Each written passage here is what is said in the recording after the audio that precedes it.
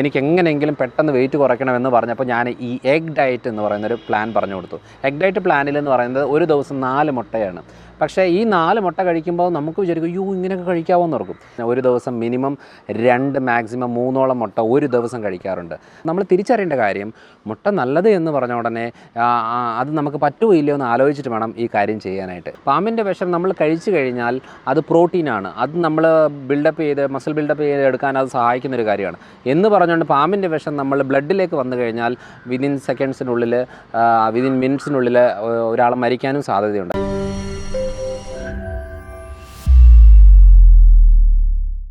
Hello everyone, I am doctor Manoj Johnson.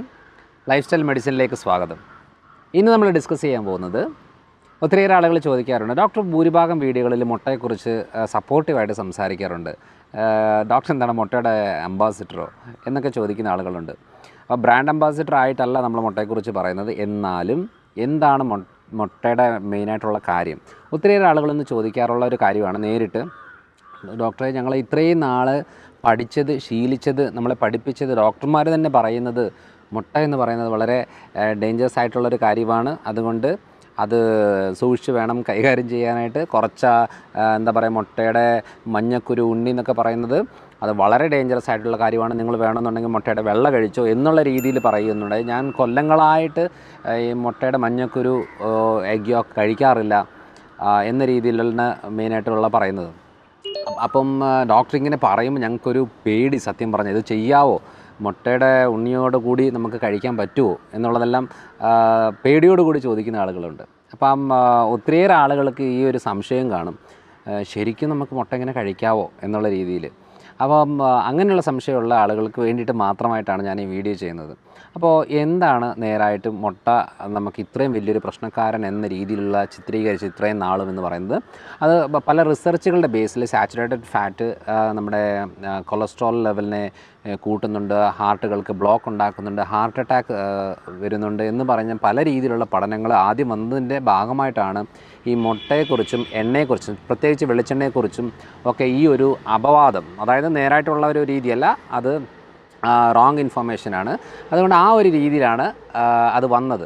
അത് കഴിഞ്ഞ് വെച്ച് പല റിസർച്ചുകളും അത് തെളിയിച്ചിട്ടുണ്ട്, വെളിച്ചെണ്ണയോ അല്ലെന്നുണ്ടെങ്കിൽ മുട്ടയോ ഒന്നും അല്ല നമുക്ക് കൊളസ്ട്രോൾ ഉണ്ടാക്കുന്നത്, അതായത് നമ്മളുടെ ബോഡിയിൽ തന്നെയാണ് കൊളസ്ട്രോൾ ഫോം ആകുന്നത്. കാരണം ഒരു 20 to 25% മാത്രമാണ് ഡയറ്ററി കൊഴുപ്പ് നമ്മുടെ ബോഡിയിൽ കൊഴുപ്പുണ്ടാക്കുന്നത്. പക്ഷേ മോർ ദാൻ 75% അതായത് കൊഴുപ്പുണ്ടാകുന്നതെന്ന് പറഞ്ഞാൽ നമ്മുടെ കാർബോഹൈഡ്രേറ്റിലൂടെയാണ്. അപ്പോൾ എന്തിനാണ് ഇത് പറയുന്നത് വെച്ചാൽ, കാർബോഹൈഡ്രേറ്റ് ആണോ അല്ലയോ എന്ന് പറയുന്നതിന് എങ്ങനെയാണ് കൊഴുപ്പും മുട്ടയും തമ്മിൽ ബന്ധമില്ല എന്ന് എടുത്ത് പറയാൻ കാരണം എന്ന് വെച്ചാൽ, നിങ്ങൾ വെജിറ്റേറിയൻസിനെ നോക്കിയാൽ മതി. പ്യൂർ വെജിറ്റേറിയൻസിനെ നോക്കിയാൽ തന്നെ മനസ്സിലാകും, അവർ ഇറച്ചി കഴിക്കുന്നില്ല, മീൻ കഴിക്കുന്നില്ല, ചിക്കൻ ഫ്രൈ എടുക്കുന്നില്ല, എണ്ണ എന്താ പറയുക എണ്ണ ഉപയോഗിക്കുന്നുണ്ട്, ശരിയാണ്. അതേപോലെ മുട്ടയൊന്നും തൊടാറ് പോലും ഇല്ലാത്ത ആളുകളുണ്ട്, എന്നാലും അവരുടെ കൊളസ്ട്രോൾ ലെവൽ വളരെ ഹൈ ആയിരിക്കും, ബ്ലോക്കുകൾ കാണും, ആൻജിയോപ്ലാസ്റ്റി ചെയ്തവരായിരിക്കും, ഹാർട്ടിൻ്റെ പ്രശ്നമുള്ളവരായിരിക്കും. അപ്പം മനസ്സിലായല്ലോ, ഡയറക്റ്റ് മുട്ടയല്ല ഈ പ്രശ്നം ഉണ്ടാക്കുന്നതെന്ന്. പ്രശ്നമുണ്ടാക്കുന്ന മെയിൻ കൊളസ്ട്രോൾ ആയാലും ഫാറ്റി ലിവർ ആയാലും ബ്ലോക്കുകളായാലും ഫൈബ്രോയിഡ്, തൈറോയിഡ്, ശരീരത്തിലെ നീര്, ഇതെല്ലാം ഉണ്ടാകുന്നതിൻ്റെ മെയിൻ കാര്യമെന്ന് പറയുന്നത് കാർബോഹൈഡ്രേറ്റാണ്. പ്രത്യേകിച്ചും അരിയാഹാരം, കിഴങ്ങ് വർഗ്ഗം, മധുര സാധനങ്ങളാണ് ഇതിൻ്റെ മെയിനായിട്ടുള്ള കാര്യം. പക്ഷേ ആ വിഭാഗം നമ്മൾ നോക്കാതെ നമ്മൾ വല്ലപ്പോഴും എടുക്കുന്ന ഈ മുട്ടയാണ് നമ്മൾ കുറ്റം പറഞ്ഞുകൊണ്ടിരിക്കുന്നത്. എൻ്റെ ഒരു രീതി അനുസരിച്ച്, അതായത് ഞാൻ എടുക്കുന്ന രീതി എന്ന് പറഞ്ഞാൽ ഒരു ദിവസം മിനിമം 2 മാക്സിമം 3ഓളം മുട്ട ഒരു ദിവസം കഴിക്കാറുണ്ട്. പക്ഷേ ഇത് കേട്ടുകൊണ്ട് നിങ്ങൾ ആരും ചെയ്യരുത്. കാരണം എന്താണെന്ന് വെച്ചാൽ, ഞാൻ മുട്ട കഴിക്കുന്ന സാഹചര്യത്തിൽ ചോറെന്ന് പറയുന്നത് ഒരു അരത്തവിയാണ് എടുക്കുന്നത്. പക്ഷെ നമ്മൾ 1 പ്ലേറ്റും 2 പ്ലേറ്റും ചോറുണ്ടോണ്ട് അതിൻ്റെ കൂടെ ഒരു മുട്ട എടുത്തു കഴിഞ്ഞാൽ 100% അവർക്ക് ഈ ബ്ലോക്കിൻ്റെ പ്രശ്നവും ഫാറ്റി ലിവറും എല്ലാം ഉണ്ടാവും. അത് മുട്ട കൊണ്ടൊന്നല്ല, അതാ ഈ അളവിൽ ചോറ് കഴിക്കുന്ന ആളുകൾക്കാണ് അത് മെയിനായിട്ട് പ്രശ്നം ഉണ്ടാകുന്നത്. അപ്പോൾ നമ്മൾ ശ്രദ്ധിക്കേണ്ട കാര്യം എന്താണെന്ന് വെച്ചാൽ, നിങ്ങൾക്ക് വെയിറ്റ് കുറയണോ, ഓവറിയിലെ സിസ്റ്റ് മാറണോ, ഫൈബ്രോയിഡ് എന്താ പറയുക, യൂട്രസിലെ ഫൈബ്രോയിഡ്, കാരണം ഇപ്പോൾ ഒത്തിരിയേറെ ആളുകൾക്ക് ബ്ലീഡിങ്ങിൻ്റെ പ്രശ്നവും കാര്യങ്ങളൊക്കെ വരുന്ന സമയത്ത് അവർ അൾട്രാസൗണ്ട് സ്കാൻ ചെയ്യുന്ന സമയത്ത് പറയുമ്പോൾ ഫൈബ്രോയിഡ് ഉണ്ട്. അപ്പോൾ ഫൈബ്രോയിഡ് ഉണ്ട് എന്ന് പറഞ്ഞ സമയങ്ങളിൽ മെയിനായിട്ടും കണ്ടുവരുന്നതെന്ന് വെച്ചാൽ, അത് സാരമില്ല, ചെറുതല്ലേ, നമുക്ക് 6 മാസം കഴിഞ്ഞ് ഒന്നുകൂടെ ഒന്ന് സ്കാൻ ചെയ്ത് നോക്കാം, വലുതാകുന്നുണ്ടോ, അതിന് വലുതാകുവാണെങ്കിൽ മാത്രം അതിൻ്റെ കാര്യം അന്വേഷിച്ചാൽ മതിയല്ലോ എന്ന രീതിയിലാണ് പൊതുവേ പോകാറുള്ളത്. പക്ഷേ അങ്ങനെയല്ല അല്ല അതിൻ്റെ രീതി. കാരണം എന്ന് വെച്ചാൽ ചെറിയൊരു ഫൈബ്രോയിഡ് ഉണ്ടാകുക എന്ന് പറഞ്ഞാൽ അവർ ഈ രീതിയിലുള്ള ഹൈ കാലറി ഡയറ്റ് ബോഡിയിലേക്ക് സപ്ലൈ ആകുന്നു എന്നാണ് നമ്മൾ മനസ്സിലാക്കേണ്ടത്. അങ്ങനെ സപ്ലൈ ആയിക്കഴിഞ്ഞാൽ വരുന്ന പല പ്രശ്നങ്ങളിലാണ് നമ്മൾ ഈ പ്രമേഹവും ഫാറ്റ് ലിവറും തൈറോയിഡും ഒക്കെ വരുന്ന കാര്യങ്ങൾ. അപ്പോൾ എന്താണെന്ന് പറഞ്ഞാൽ ഇങ്ങനത്തെ കണ്ടീഷനെ കുറയ്ക്കാൻ, കൊളസ്ട്രോൾ കുറയ്ക്കാനായിട്ട് ഏറ്റവും നല്ലത് മുട്ട തന്നെയാണ്. പക്ഷേ അത് നമ്മൾ തിരിച്ചറിയുന്നില്ലെന്നേ ഉള്ളൂ. അപ്പോൾ എങ്ങനെയാണ് കുറയ്ക്കേണ്ടതെന്ന് പറഞ്ഞാൽ അരിയും ഗോതമ്പും കിഴങ്ങ് വർഗ്ഗവും മധുര സാധനങ്ങളും കൂടുതൽ കഴിച്ചുകൊണ്ട് മുട്ട കഴിച്ചു കഴിഞ്ഞാൽ കൊളസ്ട്രോൾ കുറയില്ല. പക്ഷേ കഴിഞ്ഞ തവണ ഒരാൾ പറയുകയാണ്, ഡോക്ടർ പറഞ്ഞ വീഡിയോ കണ്ടതിന് ശേഷം ഞാൻ 2 മാസത്തിൽ 10 കിലോ കുറച്ചു, ഒന്നും ചെയ്തില്ല, ഞാൻ ആ ചോറൊന്ന് ഫുള്ളായിട്ടൊന്ന് മാറ്റി വെച്ചു, അതിന് പകരം ഞാൻ ഒരു ദിവസം 2 മുട്ട വീതം കഴിക്കാൻ തുടങ്ങി, രാവിലെയും വൈകിട്ടും എന്ന രീതിയിൽ. അപ്പോൾ ഇങ്ങനെ ചെയ്യുമ്പോൾ എനിക്ക് ഇടയ്ക്കൊരു പേടി തോന്നി. അപ്പോൾ ഞാൻ എന്ത് ചെയ്തു, ഞാൻ പോയിട്ട് ബ്ലഡ് ടെസ്റ്റ് ചെയ്തു. അപ്പോൾ 260 ഉണ്ടായിരുന്ന കൊളസ്ട്രോൾ ലെവൽ എനിക്കിപ്പോൾ 190 ആയിട്ടാണ് ഉള്ളത്. അപ്പോൾ ഞാൻ പറയുന്ന കാര്യം, ഇത് ശരിയാണോ തെറ്റാണോ എന്നൊക്കെ ആലോചിച്ച് റിസർച്ച് ചെയ്ത് സമയം കളയേണ്ട ആവശ്യമൊന്നുമില്ല. നിങ്ങളൊരു കാര്യം ചെയ്യുക, ഒരു 2 ആഴ്ച അടുപ്പിച്ച് എല്ലാ ദിവസവും ഓരോ മുട്ട എടുക്കാൻ നോക്കുക. അത് കഴിഞ്ഞിട്ട് ഈ ചോറും വറുത്തതും പൊരിച്ചതുമായിട്ടുള്ള അളവ്, മധുര സാധനങ്ങളുടെ അളവൊന്ന് കുറച്ചേച്ച് 2 ആഴ്ച കഴിഞ്ഞ് ഒന്നുകൂടെ നിങ്ങളുടെ ബ്ലഡ് ഷുഗറിൽ ലിപ്പിഡ് പ്രൊഫൈൽ ചെക്ക് ചെയ്യുക. അതായത് ട്രൈഗ്ലിസറൈഡ്, LDL, കൊളസ്ട്രോൾ മെയിനായിട്ടും.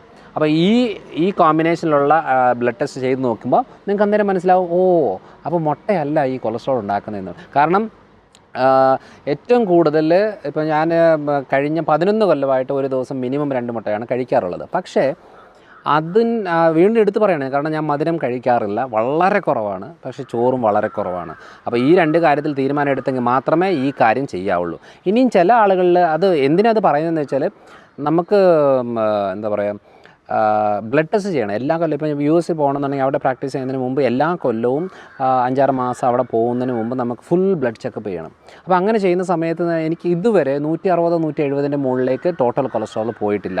അതായത് 130 മുകളിലേക്ക് ട്രൈഗ്ലിസറൈഡ് പോയിട്ടില്ല. പക്ഷേ ഡയറ്റ് എന്ന് പറയുന്നത് ഇങ്ങനെയാണ്. അത് വേറൊരു കാര്യം കൂടെ ഉണ്ട്, നമ്മൾ എക്സസൈസ്, വർക്കൗട്ട്. കാരണം എല്ലാ ദിവസവും നമ്മൾ സ്ട്രിക്റ്റായിട്ട്, ഞാൻ എന്തായാലും ഒരു 3/4 മണിക്കൂർ മിനിമം എക്സസൈസും വർക്കൗട്ടും ചെയ്യാറുണ്ട്. അപ്പം കാലറി ബേൺ ചെയ്യുന്ന രീതിയിലും അതേപോലെ അമിതമായിട്ടുള്ള കാലറി ശരീരത്തിൽ കയറാത്ത രീതിയിലുമാണ് നോക്കുന്നത്. അങ്ങനെയാണ് നമ്മളിതിൻ്റെ കാര്യം ചെയ്യേണ്ടത്. അതുകൊണ്ട് നമുക്ക് പറ്റുമില്ല എന്നാണ് നോക്കേണ്ടത്, അല്ലാതെ കൊഴുപ്പ്, കൊളസ്ട്രോൾ, മുട്ട നല്ലതാണോ അല്ലയോ എന്നുള്ളതല്ല. ഇനി മുട്ടയ്ക്കകത്ത് പല രീതിയിലുള്ളതുണ്ട്. കോഴിമുട്ട, താറാമുട്ട, കാടമുട്ടയുണ്ട്. ഇതെല്ലാം ഓൾമോസ്റ്റ് സെയിം തന്നെയാണ്, എന്നിട്ട് വലിയ ഡിഫറൻസ് ഒന്നുമില്ല. അപ്പം നമ്മളൊരു പഴഞ്ചൊല്ലൊക്കെ കേൾക്കാറില്ലേ, 1000 കോഴിക്ക് അരക്കാട എന്നൊക്കെ കേൾക്കാറില്ലേ, അതൊക്കെ ചുമ്മാതെ കേട്ടോ. അത് എന്താ പറയുക, അങ്ങനെ ഒരു രീതിയല്ല, എല്ലാം സെയിം തന്നെയാണ്. പിന്നെ നമ്മൾ അതിനെ ഓരോന്നാക്കിയിട്ട് അതിനെ കൂടുതൽ മാർക്കറ്റ് വാല്യൂ കൂട്ടാൻ വേണ്ടിയിട്ട് ഓരോ കാര്യങ്ങൾ ചെയ്യുന്നതെന്നല്ലാതെ പ്രത്യേകിച്ച് അതിനകത്തൊന്നുമില്ല. പിന്നെ ഈ പൈൽസിൻ്റെ പ്രശ്നമുള്ള ആളുകൾ, അതേപോലെ ബോഡിയിൽ കുരുക്കളുണ്ടാകുന്ന ആളുകൾ, പ്രോട്ടീൻ അലർജി ഉള്ള ആളുകളൊന്നും മുട്ട അധികം കഴിക്കരുത്. ചില ആളുകൾ, ഞാൻ കഴിഞ്ഞ പ്രാവശ്യം ഒരാളെന്നോട് സംസാരിച്ചുകൊണ്ടിരുന്നപ്പോൾ പറഞ്ഞു, കുറച്ച് ദിവസമായിട്ട് ഭയങ്കര ചൊറിച്ചിലാണ്, കണ്ണൊക്കെ ഭയങ്കര ചൊറിയുന്നു എന്ന് പറഞ്ഞു. അപ്പോൾ ഞാൻ പറഞ്ഞു, എന്നാൽ നിങ്ങൾക്ക് പ്രോട്ടീൻ അലർജി കാണുമല്ലോ, ഒരു കാര്യം ചെയ്യുക, നിങ്ങളിപ്പോൾ എടുത്തുകൊണ്ടിരിക്കുന്ന ഈ ഒരാഴ്ചയായിട്ട് ഏതെങ്കിലും കാര്യം അടുപ്പിച്ചെടുക്കുന്നുണ്ടോ എന്ന് ചോദിച്ചു. അപ്പോൾ അവർ പറഞ്ഞു, ആലോചിച്ച് നോക്കിയിട്ട് പറഞ്ഞു, ഞാൻ ഡോക്ടറുടെ വീഡിയോ കണ്ടിട്ട് ഇപ്പം കുറച്ച് ദിവസമായിട്ട് എല്ലാ ദിവസവും ഇങ്ങനെ മുട്ട കഴിക്കുന്നുണ്ട് എന്ന് പറഞ്ഞു. ഒരു കാര്യം ചെയ്യും, നിങ്ങൾക്ക് മുട്ട അലർജി ആണെന്ന് തോന്നുന്നത്, നിങ്ങൾ ആ മുട്ടയൊന്ന് മാറ്റി വെക്കുക എന്ന് പറഞ്ഞു. അത് നമ്മുടെ ഒരു ഫാമിലി ഫ്രണ്ടും കൂടിയായിരുന്നു. അപ്പോൾ അങ്ങനെ ചെയ്തപ്പോൾ രണ്ടാമത് ഒരു 2 വീക്സ് കഴിഞ്ഞ് അവരെ കണ്ടപ്പോൾ അവർ പറഞ്ഞത്, ഞാൻ മുട്ട മാറ്റി വെച്ച് എൻ്റെ കണ്ണിലെ ചൊറിച്ചിൽ പോയി. അപ്പം കണ്ണിലെ അങ്ങനെ ഒരു ഇച്ചിങ് ഉണ്ടാകുന്നതിൻ്റെ മെയിൻ റീസൺ എന്ന് പറയുന്നത് പ്രോട്ടീൻ അലർജിയാണ്. അപ്പോൾ നമ്മൾ തിരിച്ചറിയേണ്ട കാര്യം, മുട്ട നല്ലത് എന്ന് പറഞ്ഞ ഉടനെ അത് നമുക്ക് പറ്റുകയില്ലയോ എന്ന് ആലോചിച്ചിട്ട് വേണം ഈ കാര്യം ചെയ്യാനായിട്ട്. ഇപ്പം മദ്യപാനമായാലും പുകവലി ആയാലും ഏതൊരു കാര്യമായാലും ചെറിയ അളവിൽ എടുക്കുന്നത് കുഴപ്പമില്ല. പക്ഷേ ആ കുഴപ്പമില്ല എന്നുള്ളത് ചെറിയ അളവിൽ നമുക്ക് പറ്റുകയില്ലയോ എന്ന് നമ്മൾ തിരിച്ചറിഞ്ഞെങ്കിൽ മാത്രമേ അതിന് കാര്യമുള്ളൂ. വേറൊരാൾ മദ്യം നന്നായിട്ട് കഴിക്കുന്നു എന്ന് പറഞ്ഞ് നമ്മൾ ആ ഒരു അളവിൽ കഴിക്കാൻ പോയാൽ നമുക്ക് പ്രശ്നം ഉണ്ടാകും. അതേപോലെ വേറൊരാൾ നന്നായിട്ട് ചോറ് കഴിക്കുന്നു എന്ന് പറഞ്ഞ് നമ്മൾ അത് കഴിക്കാൻ പോയി കഴിഞ്ഞാൽ അത് നമുക്ക് പ്രശ്നം ഉണ്ടാകാം. വേറൊരാൾ നന്നായിട്ട് മുട്ട കഴിക്കുന്നു എന്ന് പറഞ്ഞ് നമ്മൾ കഴിക്കാൻ പോയാൽ നമുക്ക് പ്രശ്നം ഉണ്ടാകും. അതുകൊണ്ട് എന്താ ചെയ്യേണ്ടത്, നമ്മുടെ ശരീരത്തിൽ നമ്മളെ പഠിക്കണം. അതിൽ കുറച്ച് ദിവസം അടുപ്പിച്ച് ഏതൊരു കാര്യം ചെയ്യുമ്പോൾ അതിൻ്റേതായ പ്രശ്നങ്ങളും ബുദ്ധിമുട്ടും ഉണ്ടാകും. പിന്നെ ഞാൻ കഴിഞ്ഞൊരു വീഡിയോയിൽ എടുത്ത് പറഞ്ഞിട്ടുണ്ടായിരുന്നൊരു കാര്യമായിരുന്നു, ഒരു കല്യാണം കഴിക്കാനായിട്ട് പോകുന്ന പെൺകുട്ടി 15 ദിവസം ഉണ്ടായിരുന്നുള്ളൂ. ഈ 15 ദിവസം കൊണ്ട് വെയിറ്റ് കുറയ്ക്കണം. അതായത് അതുവരെ ഡ്രസ്സും കാര്യങ്ങളെല്ലാം എടുത്ത് റെഡിയാക്കിയിരിക്കും. ഇനി അത് രണ്ടാമത് ഡ്രസ്സിനെ ഫിറ്റിങ്സ് ഒക്കെ ചെയ്ത് സമയം കളയാനുള്ള സമയമില്ല, എനിക്ക് എങ്ങനെയെങ്കിലും പെട്ടെന്ന് വെയിറ്റ് കുറയ്ക്കണമെന്ന് പറഞ്ഞപ്പോൾ ഞാൻ ഈ എഗ് ഡയറ്റ് എന്ന് പറയുന്നൊരു പ്ലാൻ പറഞ്ഞു കൊടുത്തു. എഗ് ഡയറ്റ് പ്ലാനിൽ എന്ന് പറയുന്നത് ഒരു ദിവസം 4 മുട്ടയാണ്. പക്ഷേ ഈ 4 മുട്ട കഴിക്കുമ്പോൾ നമുക്ക് വിചാരിക്കും, ഇങ്ങനെയൊക്കെ കഴിക്കാമോ എന്ന് ഓർക്കും. പക്ഷേ വേറൊന്നും പറ്റത്തില്ല. മുട്ട കഴിക്കാം, ബട്ടർ കോഫി കഴിക്കാം, അതായത് രാവിലെ ഒരു മുട്ട, ഉച്ചയ്ക്ക് 2 മുട്ട, രാത്രി 1 മുട്ട. ഇതാണ് മെയിൻ ഫുഡ്.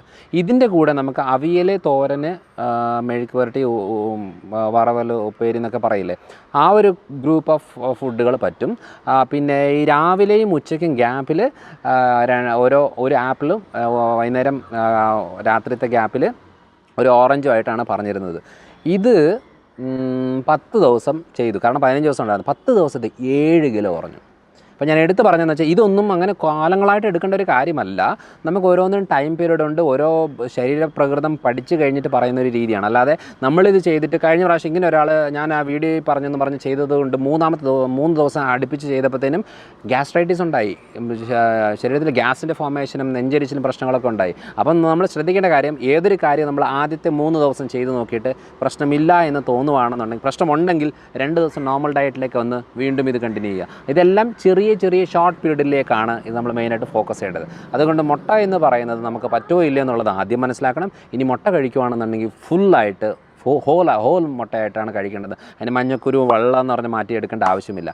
ഇനി ജിമ്മിൽ പോകുന്ന ആളുകൾ, വർക്കൗട്ട് ചെയ്യുന്നവർ, പ്രോട്ടീൻ്റെ ഇൻടേക്ക് കൂടുതൽ ആവശ്യമുള്ളവരാണെന്നുണ്ടെങ്കിൽ നിങ്ങൾ 2-3 മുട്ടയുടെ വെള്ളം എടുക്കാം. പക്ഷേ ഒരു മുട്ടയുടെ ഫുള്ളായിട്ടുള്ള എഗ് യോക്ക് കഴിക്കുന്നത്, ഫുള്ളായിട്ടുള്ള മുട്ട കഴിക്കുന്നത് വളരെ നല്ലൊരു ഓപ്ഷനാണ്. പക്ഷേ അതിൻ്റെ കൂടെ നമ്മൾ ഈ ഇഡ്ഡലിയും ദോശയും പുട്ടും ചപ്പാത്തിയും പൊറോട്ട, അതേപോലെ ചോറ് എന്നൊക്കെ മധുരം എന്നൊക്കെ പറഞ്ഞ അളവ് കൂടുതൽ എടുത്തു കഴിഞ്ഞാൽ നമുക്ക് 100% കാർഡിയാക് ബ്ലോക്കുകൾ, അതായത് ഹാർട്ടിലെ ബ്ലോക്കുകളുണ്ടാകും, ഫാറ്റ് ലിവർ ഉണ്ടാകും, ഗ്യാസിൻ്റെ ഫോർമേഷൻസ് ഉണ്ടാകും, സ്കിന്നിലെ റാഷസ് ഉണ്ടാകും, എല്ലാം ഉണ്ടാകും. അതുകൊണ്ട് മനസ്സിലാക്കേണ്ടത് എന്താണെന്ന് വെച്ചാൽ, ഞാൻ ഏറ്റവും കൂടുതൽ പ്രോട്ടീനെ സപ്പോർട്ട് ചെയ്യുന്ന ഒരാളാണ്. പക്ഷേ പ്രോട്ടീൻ അലർജി ഉള്ളവരും, പ്രോട്ടീൻ കഴിച്ചു കഴിഞ്ഞാലുള്ള ബുദ്ധിമുട്ടുള്ളവരും, പൈൽസ് റിലേറ്റഡ് പ്രശ്നമുള്ളവരും, മുടിപൊഴിച്ചിലിന് പ്രശ്നമുള്ളവരൊക്കെ ശ്രദ്ധിക്കണം. നമുക്കത് പറ്റുമോ ഇല്ല എന്ന് നോക്കിയിട്ട് വേണം ഈ മുട്ടയെ കഴിക്കാനായിട്ട്. അതുകൊണ്ട് താറാമുട്ട കുറച്ചുകൂടെ നല്ലൊരു ഓപ്ഷനാണ് കോഴിമുട്ടയെക്കാട്ടിലും. പിന്നെ ഒരു തെറ്റിദ്ധാരണ എന്ന് പറയുന്നത് എന്താണെന്ന് വെച്ചാൽ, ഇതിലൊക്കെ ഹോർമോൺ കുത്തിവെക്കുന്നു, അല്ലെന്നുണ്ടെങ്കിൽ കോഴിയുടെ ഫീഡുകളിൽ ഹോർമോൺ കൊടുത്തത് കൊണ്ടാണ് ഇങ്ങനെ ഉണ്ടാകുന്നത് എന്നുള്ളതാണ്. അതായത് ഇതുവരെ ഒരു തെളിവ് പോലും ഹോർമോൺ കുത്തിവെക്കുന്നതിനില്ല. വൈറ്റമിൻസും ആൻറ്റിബയോട്ടിക്സും ഒക്കെ ഉണ്ട്. കാരണം വൈറ്റമിൻസൊക്കെ നമ്മൾ ഇഞ്ചെക്ട് ചെയ്യുന്ന പല ഏരിയകളിലും ഉണ്ട്. ആ വീഡിയോ കണ്ടുകൊണ്ട് നമ്മൾ ഹോർമോൺ കുത്തിവെക്കുക എന്ന് പറഞ്ഞുകൊണ്ട് തെറ്റിദ്ധരിക്കേണ്ട ആവശ്യമില്ല. കാരണം ഈ 100 രൂപയ്ക്ക് കിലോയ്ക്ക് കൊടുക്കുന്ന ഒരു കോഴിയെ അവർ 10,000 രൂപ കൊടുത്തിട്ടൊരു ഹോർമോൺ കുത്തിവെക്കേണ്ട ആവശ്യങ്ങളൊന്നും ഇല്ല. പിന്നെ അത് മനസ്സിലാക്കേണ്ടതെന്ന് വെച്ചാൽ, നമ്മൾ അങ്ങനെ ബൾക്കി ആയിട്ട് എടുക്കുന്ന ഒരു ഏരിയയിൽ നിന്ന് എടുക്കാതെ ചെറിയ രീതിയിൽ നമ്മുടെ നാടൻ എന്താ പറയുക, ഈ ബ്രോയിലർ ചിക്കൻ വളർത്തുന്ന ഒത്തിരിയേറെ സ്ഥലങ്ങളുണ്ട്. അവർക്കൊന്നും ഈ ഓരോന്നോരോന്ന് കുത്തിക്കൊണ്ടിരിക്കാനുള്ള സമയങ്ങളൊന്നുമില്ല. പിന്നെ അതുമാത്രമല്ല, ഹോർമോൺ കുത്തിവെക്കുക എന്ന് പറയുന്നത് അത് നമ്മൾ വായിലൂടെ കഴിച്ചു കഴിഞ്ഞാൽ അത് പ്രോട്ടീനായിട്ട് ഉപയോഗിക്കുന്നൊരു കാര്യമാണ്. പക്ഷേ അത് ബ്ലഡിൽ കയറിക്കഴിഞ്ഞാൽ മാത്രമാണ് ശരീരത്തിന് ദോഷമായിട്ട് മാറുന്നത്. അതേപോലെ തന്നെ മെയിനായിട്ട് നമ്മൾ ശ്രദ്ധിക്കേണ്ട കാര്യം എന്താണെന്ന് വെച്ചാൽ, ഈ ഹോർമോൺസ് എന്ന് പറയുന്നത്, നമ്മൾ ഈ പാമ്പിൻ്റെ വിഷം നമ്മൾ കഴിച്ചു കഴിഞ്ഞാൽ അത് പ്രോട്ടീനാണ്. അത് നമ്മൾ മസിൽ ബിൽഡപ്പ് ചെയ്ത് എടുക്കാൻ അത് സഹായിക്കുന്നൊരു കാര്യമാണ് എന്ന് പറഞ്ഞുകൊണ്ട് പാമ്പിൻ്റെ വിഷം നമ്മൾ ബ്ലഡിലേക്ക് വന്നു കഴിഞ്ഞാൽ വിതിൻ മിനിറ്റ്സിനുള്ളിൽ ഒരാൾ മരിക്കാനും സാധ്യതയുണ്ട്. അതുകൊണ്ട് ശ്രദ്ധിക്കണം ഏത് ഫോമിലാണ് ഉള്ളിലേക്ക് പോകുന്നത്. അതുകൊണ്ട് ദയവ് ചെയ്ത് അധികം എന്താ പറയുക പോയ്സൺ അല്ലാതെയും അധികം മായം കലരാത്ത ഒരു ഭക്ഷണമായിട്ടാണ് ഈ മുട്ട പറയുന്നത്. അതുകൊണ്ടാണ് ഞാൻ മുട്ട കൂടുതൽ പ്രിഫർ ചെയ്യുന്നത്. കുഞ്ഞു കുട്ടികൾക്കൊക്കെ ഡെയിലി ഓരോ മുട്ട കൊടുക്കുക. അവർ ഓടിച്ചാടി കളിക്കട്ടെ. കാരണം അവരുടെ ഒത്തിരിയേറെ അസ്ഥി പ്രശ്നങ്ങൾക്ക്, സന്ധി ബുദ്ധിമുട്ടുകൾക്ക്, വളർച്ചയിൽ ഏറ്റവും കൂടുതൽ ഇത് സഹായിക്കുന്നത് ഇതേപോലത്തെ ഒരു മുട്ടയ്ക്കകത്ത് ആവശ്യം പോലെ പ്രോട്ടീൻസും വൈറ്റമിൻസും മിനറൽസും കാർബോഹൈഡ്രേറ്റ് വരെ ഉണ്ട്. കാരണം ഒരു മുട്ട കഴിച്ച് കഴിഞ്ഞാൽ ഒരു 80ഓളം കാലറി കിട്ടും. പക്ഷേ ഒരു കപ്പ് ചോറ് കഴിച്ചാൽ 350 കാലറി കിട്ടും. പക്ഷേ ഈ ചോറ് കഴിക്കുന്ന അളവ് എന്ന് പറയുന്നത് പെട്ടെന്ന് ദഹിക്കും. പക്ഷേ മുട്ടയുടെ അളവ് കുറച്ച് നേരം കൂടെ നിൽക്കും. പക്ഷേ കൂടുതൽ പോഷകങ്ങൾ ശരീരത്തിൽ കിട്ടും.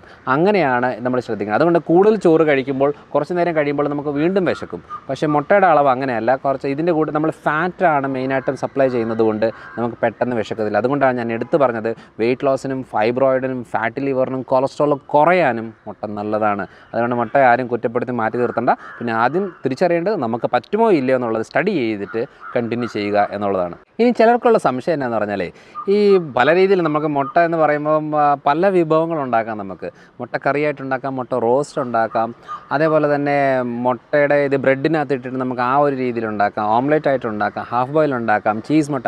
ഞാൻ ഏറ്റവും കൂടുതൽ കഴിക്കുന്നത് എന്താ പറയുക, ഒരു മുട്ടയും ഒരു സ്ലൈസ് ചീസും ഒക്കെ വെച്ചിട്ടുള്ള ആ ഡയറ്റാണ്. അതിൻ്റെ കൂടെ കുറച്ച് വെജിറ്റബിൾസൊക്കെ ഇട്ടിട്ടുള്ള ഒരു ഡയറ്റാണ് എനിക്ക് ഇഷ്ടമുള്ളത്. അപ്പോൾ ഇങ്ങനെ പല രീതിയിലുള്ള ഓപ്ഷൻ ഉണ്ട്. ഇതിൽ ഏത് ചെയ്യും എന്നുള്ളതാണ്. കാരണം എന്താ വെച്ചാൽ ചിലർ പറയാറുണ്ട് എനിക്ക് മുട്ട പുഴുങ്ങിയതൊന്നും ഇഷ്ടമല്ല, ഓംലെറ്റ് ആണെങ്കിൽ കഴിക്കുക, അല്ലെങ്കിൽ മറ്റേതൊന്നും ഇഷ്ടമല്ല, എനിക്ക് മുട്ട പുഴുങ്ങിയതാണെന്നല്ല. ഏതാണെങ്കിലും കഴിക്കാം. പക്ഷേ ശ്രദ്ധിക്കേണ്ട ഒരു കാര്യം എന്ന് വെച്ചാൽ നമ്മൾ കൂടുതൽ ഹീറ്റ് ചെയ്തുകൊണ്ട് പോയി കഴിഞ്ഞാൽ ഇതങ്ങ് റബ്ബർ പോലെ ആവും. നമ്മളിപ്പോൾ ഒരു ഓംലെറ്റ് ഉണ്ടാക്കിയാലും ശരി, ഇത് റബ്ബർ പോലെ ആയിക്കഴിഞ്ഞാൽ, നല്ല കൂടുതലായിട്ട് ഹീറ്റ് ആയിക്കഴിഞ്ഞാൽ ഈ മുട്ടയുടെ ഇരട്ടി എനർജി വേണം, ഇരട്ടി ബുദ്ധിമുട്ടാണ് ഇതിനെ ഒന്ന് ദഹിപ്പിച്ചെടുക്കാനായിട്ട്. അതുകൊണ്ട് എന്നാ ചെയ്യേണ്ടതെന്ന് എപ്പോഴും ഒരു ഹാഫ് ബോയിൽ മെത്തേഡ് ഏറ്റവും നല്ലൊരു ഓപ്ഷനാണ്. റോ ഐറ്റമായിട്ട് കഴിക്കണമെന്ന് ഞാൻ പറയുന്നില്ല. കാരണം എന്താ വെച്ചാൽ ഏതൊരു കാര്യവും നമ്മുടെ ബോഡി കുറച്ച് ഈസി ആയിട്ട് ഡൈജസ്റ്റബിൾ ആയിട്ട് വരണമെന്നുണ്ടെങ്കിൽ ഒരു ചെറുതായിട്ട് ഹീറ്റ് ചെയ്ത്, അതായത് ഹീറ്റ് ചെയ്യുമ്പോഴത്തേന് ഈ പ്രോട്ടീൻ്റെ ബോണ്ടേജൊക്കെ ഒന്ന് ഡിവൈഡ് ചെയ്തിട്ട് കുറച്ചുകൂടെ ഡൈജഷന് കുറച്ചുകൂടെ എളുപ്പമാകും. അപ്പോൾ അങ്ങനെ വരുമ്പോൾ ഹീറ്റ് ചെയ്യുന്നതനുസരിച്ച് കൂടുതൽ ഹീറ്റ് ചെയ്യുമ്പോഴത്തേനും ഇത് വീണ്ടും ഡൈജഷന് ബുദ്ധിമുട്ടുണ്ടാക്കും. അപ്പം കൂടുതൽ രീതിയിലുള്ള ബാക്ടീരിയാസും കാര്യങ്ങളും എല്ലാം നമ്മൾ ചെറിയ രീതിയിൽ ഹീറ്റ് ചെയ്യുമ്പോഴത്തേനും അതങ്ങ് ക്ലിയർ ആയി പൊക്കോളും. അപ്പോൾ അതുകൊണ്ട് എപ്പോഴും ഒരു മീഡിയം രീതിയിൽ നമ്മൾ ബോയിൽ ചെയ്യുകയാണെന്നുണ്ടെങ്കിൽ, ഇപ്പോൾ ചില മുട്ട പുഴുങ്ങുന്ന കണ്ടിട്ടില്ലേ, അതിൻ്റെ മുട്ടയുടെ ഉണ്ണി മഞ്ഞക്കുരു എന്ന് പറയുന്ന ഒരുമാതിരി കറുത്ത് വരുന്ന രീതിയിലേക്ക് വരും. അത് കഴിക്കുന്നതുകൊണ്ട് യാതൊരു ഉപയോഗമില്ല. അങ്ങനെ ഒരു പ്രശ്നം, ഉപയോഗത്തിനെക്കാട്ടിലും ദോഷമായിട്ടാണ് അത് മാറുന്നത്. അതുകൊണ്ട് എല്ലാം ഒരു ചെറിയ അളവിൽ ഇങ്ങനെ നമ്മളൊരു മുട്ട പുഴുങ്ങി പിടിച്ച് കഴിഞ്ഞാൽ അത് ഇങ്ങനെ ഫ്ലഫി ആയിട്ട് തോന്നണം. ആ ഒരു രീതിയിലാണെന്നുണ്ടെങ്കിൽ അത് കറക്റ്റായിട്ടുള്ള ഒരു പാചകമാണ്. അത് നമുക്ക് ഓംലെറ്റായിട്ട് കഴിക്കാം, ഹാഫ് ബോയിലായിട്ടും കഴിക്കാം. ഹാഫ് ബോയിൽ എന്നാണ് ഏറ്റവും നല്ലൊരു ഓപ്ഷനാണ് ഹാഫ് ബോയിൽ കേട്ടോ. അതും നല്ലൊരു കാര്യമാണ്. പിന്നെ എപ്പോഴും നമ്മൾ കുട്ടികൾക്ക് ഈ ഓംലെറ്റ് ആക്കുന്ന സമയത്ത് അതിൻ്റെ കൂടെ കുറേ വെജിറ്റബിൾസ് കൂടെ ഇട്ടിട്ട് അങ്ങനെ ഒരു ഡിഷായിട്ട് കൊടുക്കുന്നതായിരിക്കും കുറച്ചുകൂടെ നല്ലൊരു ഓപ്ഷൻ. കാരണം എപ്പോഴും പിന്നെ നമുക്ക് വെറൈറ്റി ആയിട്ടുള്ള ഷേപ്പിൽ ഇത് ഉണ്ടാക്കിയെടുക്കാൻ പറ്റും. ഇപ്പോൾ നമ്മൾ ബ്രെഡിൻ്റെ സൈഡ് മാത്രം, ഉള്ളു മാത്രം കട്ട് ചെയ്തെടുത്തിട്ട് ബ്രെഡിൻ്റെ അതുപോലെ നോൺ സ്റ്റിക്കിൻ്റെ മുകളിൽ വെച്ചിട്ട് ഇത് കുറച്ച് വെജിറ്റബിൾസ് മുട്ടയെല്ലാം ഇങ്ങനെ ഇതാക്കിയിട്ട് ഇട്ട് കിടക്കിയാൽ അങ്ങനെ നല്ലൊരു ഷേപ്പിൽ നമുക്ക് ആക്കിയെടുക്കാൻ പറ്റും. അതേപോലെ മോൾഡ് ഉള്ളെങ്കിൽ പല രീതിയിൽ നമുക്ക് കുട്ടികൾക്ക് പല രീതിയിൽ നമുക്ക് മുട്ട ഡിഷസൊക്കെ ഉണ്ടാക്കി കൊടുക്കാൻ പറ്റും. ഇനി അതേപോലെ തന്നെ കോമൺ ആയിട്ട് നമ്മൾ ചെയ്യുന്ന ബ്രെഡിനകത്ത് മുട്ട ഇങ്ങനെ ഇട്ട് അതിനകത്ത് കുറച്ച് പാലും കുറച്ച് പഞ്ചസാര പേരിന് ഇട്ട് കഴിഞ്ഞിട്ട് അത് നമുക്ക് വേണമെന്നുണ്ടെങ്കിൽ നല്ല രീതിയിൽ പാൻ കേക്ക് പോലെയൊക്കെ ആക്കി എടുക്കാൻ പറ്റുന്ന നല്ല കാര്യമാണ്. പിന്നെ എളുപ്പത്തിൽ അതാണെങ്കിൽ ഗോതമ്പ് ദോശ പോലെ ആക്കിയില്ല, ഗോതമ്പ് ദോശയ്ക്കകത്ത് 1-2 മുട്ട ഇട്ടിട്ട് 2 ദോശ കുട്ടികൾക്ക് കൊടുത്താൽ മതി. ഏറ്റവും ന്യൂട്രീഷ്യനായിട്ടുള്ള ഫുഡാണ്. അപ്പം ഇങ്ങനത്തെ പല മെത്തഡുണ്ട്. പക്ഷേ ഏത് മെത്തഡായാലും പച്ചയ്ക്ക് കഴിക്കുന്നത് നല്ലൊരു ഓപ്ഷനായിട്ട് ഞാൻ പറയുന്നില്ല. പക്ഷേ ഒരു മീഡിയം രീതിയിൽ ഹീറ്റ് ചെയ്തെടുക്കുന്ന നല്ലൊരു ഓപ്ഷനാണ്. ഡീപ്പ് ഹീറ്റിലേക്ക് പോകുന്നത് യൂസ്ലെസ് ആണ്. ഇനി എഗ് ബജ്ജി എന്നൊക്കെ പറയാറില്ലേ, അതിനെ പറയുന്നത് എഗ് ബോണ്ട എന്നൊക്കെ പറയുന്നുണ്ടല്ലോ, നമ്മൾ സാധാരണ തട്ടുകടയിലൊക്കെ കിട്ടുന്നൊരു കാര്യം. കാരണം അതെന്ന് പറഞ്ഞാൽ ഓൾറെഡി ബോയിൽ ചെയ്തെടുത്ത ഒരു മുട്ടയെ വീണ്ടും അത് മാവിൽ മുക്കിയിട്ട് വീണ്ടും അത് ഡീപ്പ് ഫ്രൈയിലേക്ക് പോവുകയാണ്. ഇത് ഹൈ ഹീറ്റ് ആയി കഴിഞ്ഞാൽ അതുകൊണ്ട് യാതൊരു ഉപയോഗവും ശരീരത്തിനില്ല. വിശപ്പടങ്ങാം എന്നുള്ളതല്ലാതെ വലിയ ഉപയോഗം കിട്ടുന്ന ഒരു കാര്യമല്ല എഗ് ബോണ്ട എന്ന് പറയുന്നത്. അതുകൊണ്ട് രുചിക്ക് വേണമെന്നുണ്ടെങ്കിൽ കഴിക്കാം, പക്ഷേ അത് കൂടുതൽ കഴിക്കുന്നത് അത്ര ഹെൽത്തി ആയിട്ടുള്ള ഒരു കാര്യവുമല്ല.